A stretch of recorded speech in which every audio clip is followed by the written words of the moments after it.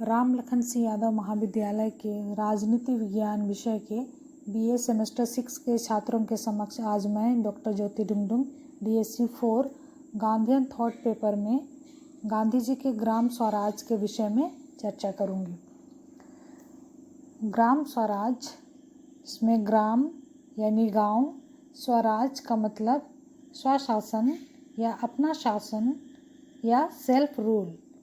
इस तरह ग्राम स्वराज का शाब्दिक अर्थ है गांव का अपना शासन। ग्राम स्वराज की अवधारणा गांव में शासन एवं प्रशासनिक व्यवस्था में सहभागी बनाने पर जोर देती है। महात्मा गांधी के ग्राम स्वराज भारत के प्रत्येक गांव व प्रत्येक व्यक्ति के लिए एक वरदान था, क्योंकि उनका मानना था कि किसी भी देश के विकास के स्तर का सही मापदंड वहाँ के गांव व व्यक्ति ही है। ये गांव देश के मजबूत ढांचे हैं जो देश के विकास और गरिमा को ऊंचा उठाने में महत्वपूर्ण स्थान रखते हैं। इस तरह हम जानते हैं कि विकास की शुरुआत गांव से ही होता है, फिर प्रत्येक व्यक्ति से राष्ट्र तक। गांधी जी के ग्राम स्वराज की कल्पना यह है कि वह एक ऐसा पूर्ण प्रजातंत्र होगा जो अपनी ज़रूरतों के लिए अपने पड़ोसी पर भी निर्भर नहीं करेगा।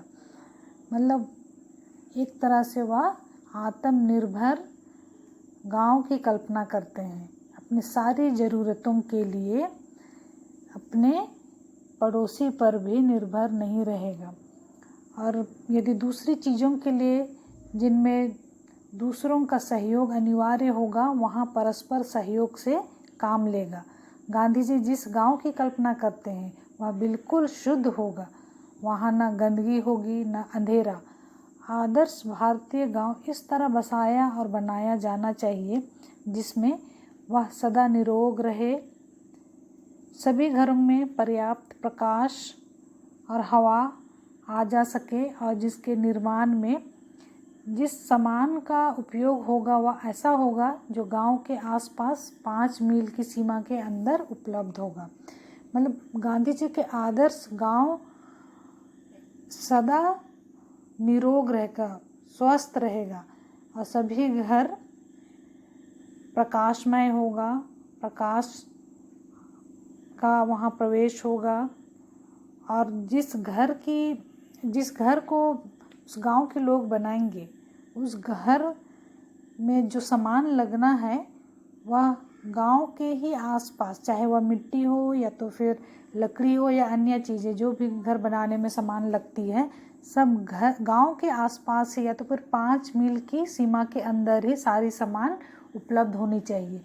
गांव के लोगों को बहुत दूर दूर तक घर बनाने के लिए सामान लेने के लिए जाना ना पड़े।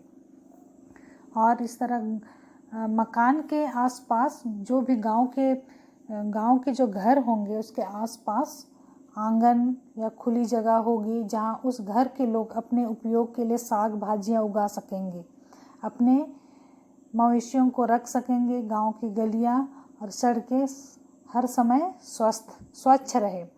उस गांव में आवश्यकता अनुसार कुएं भी होंगे और वे सबके लिए खुले होंगे। वहाँ या उस गांव में सब लोगों के लिए पूजा स्थल होगा, सबके लिए सभा भवन होगा, मवेशियों के चरने के लिए गांव का चारागाह होगा, सहकारी गौशाला होगी, प्राथमिक और माध्यमिक शालाएं होंगी जिसमें मुख्यतः बुनियादी शिक्षा या औद्योगिक शिक्षा दी जाएगी। और झगड़ों, अगर गांव में कभी किसी मामले में झगड़े हो जाते हैं तो झगड़ों को निपटाने के लिए ग्राम पंचायत होगी, और गांव के लोग अपना अनाज, साग भाजियां और फल तथा खादी खुद उस गांव में ही पैदा करेंगे।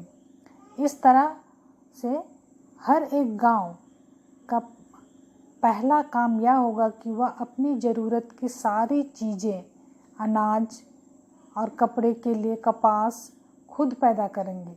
उनके पास इतनी सुरक्षित ज़मीन होनी चाहिए जिसमें मवेशियाँ चर सके, और गांव के बड़ों व बच्चों के लिए मन बहलाने के लिए साधन और खेल कूद के मैदान वगैरह का बंदोबस्त गांव में ही हो। इसके बाद भी अगर ज़मीन बच जाती है तो उसमें वह ऐसी गांव के लोग ऐसी उपयोगी फसलें उपजाएंगे जिन्हें बेचकर उन्हें आर्थिक लाभ हो सके। लेकिन गांजा, तंबाकू, अफीम जैसे खेती उस गांव में नहीं होगी। गांधी जी का मानना था कि हर गांव में गांव की अपनी एक नाट्यशाला, पाठशाला और सभा भवन होंगे। कुआं और तालाबों पर गांव का ही पूरा नियंत्रण रहेगा। जहां तक हो सकेगा गांव के सारे काम सहयोग, पूरे गांव के लोग सहयोग के आधार पर ही करेंगे। उस गांव में न जात पात रहेगी, न छुआछूत, इस तरह के कोई भी भेदभाव नहीं होगा उस ग्राम स्वराज में। इस तरह गांधी जी का ग्राम स्वराज का अर्थ आत्मबल से परिपूर्ण होना था। स्वयं के उपभोग के लिए या उस गांव के लोगों के स्वयं के उपभोग के लिए स्वयं का उत्पादन होगा। शिक्षा, आर्थिक संपन्नता तो होगी ही, इसके साथ इससे भी बढ़कर गांव की सत्ता ग्रामीणों के हाथों में ही सौंपे जाने के पक्ष में थे गांधी जी। और गांधी जी का मानना था कि अगर गांव नष्ट हो जाए तो हिंदुस्तान भी नष्ट हो जाएगा। इसलिए गांव की सेवा करने से ही सच्चे स्वराज की स्थापना होगी। गांधी जी का मानना है कि गांव उतने ही पुराने हैं जितना पुराना यह भारत देश। उनकी चिंता ग्राम स्वराज को लेकर थी। वे स्वराज की रचना अहिंसा के आधार पर करना चाहते थे और गांवों को उनका उचित स्थान देना चाहते थे। सत्याग्रह और असहयोग के शस्त्र के साथ अहिंसा की सत्ता ग्रामीण समाज का शासन बल होगी। यह गांधी जी का सपना था। गांव की रक्षा के लिए ग्राम सैनिकों का एक दल भी रहेगा जो बारी बारी से गांव के चौकी पहरेदारी का काम करेंगे। गांव का शासन चलाने के लिए हर साल गांव के 5 व्यक्तियों की एक पंचायत चुनी जाएगी और इसके लिए नियमानुसार खास निर्धारित योग्यता वाले गांव के वयस्क महिला पुरुषों को अधिकार होगा कि वे पंच चुन सके। इन पंचायतों को सभी प्रकार की आवश्यक सत्ता और अधिकार होंगे। क्योंकि इस ग्राम स्वराज में किसी भी तरह का सजा या दंड का कोई रिवाज नहीं रहेगा। इसलिए यह पंचायत अपने 1 साल के कार्यकाल में स्वयं ही व्यवस्थापिका सभा भी होगी, न्यायपालिका और कार्यकारिणी सभा का सारा काम संयुक्त रूप से करेगी। इस ग्राम शासन में व्यक्तिगत स्वतंत्रता पर आधार रखने वाला संपूर्ण प्रजातंत्र काम करेगा। व्यक्ति ही अपनी इस सरकार का निर्माण होंगे।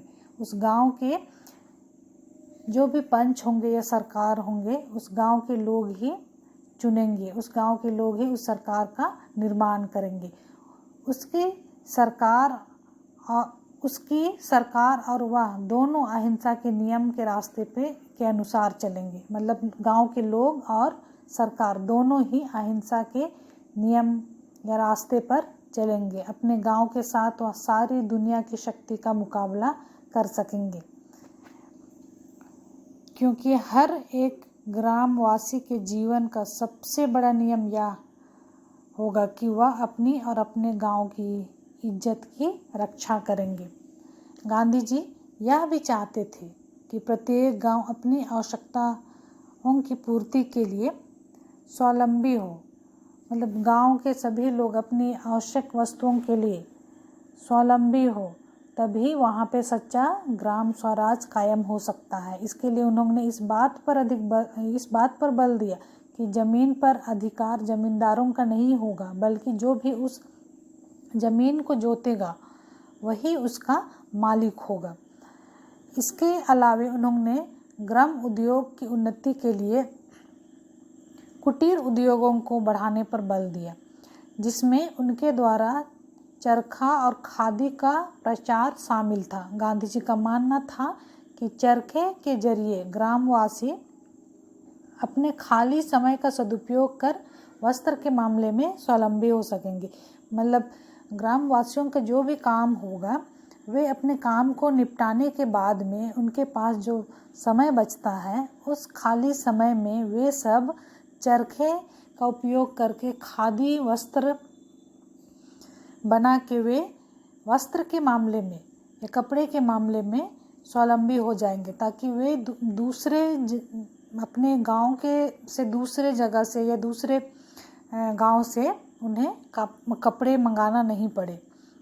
ग्राम उद्योगों की प्रगति के लिए उन्होंने मशीनों के बजाय हाथ पैर के श्रम पर या हाथ पैर से किया हुआ हाथ पैर के मेहनत पर आधारित उद्योग को बढ़ावा देने पर जोर दिया। यहाँ पे मशीनों के उपयोग पर उन्होंने बिल्कुल जोर नहीं दिया है।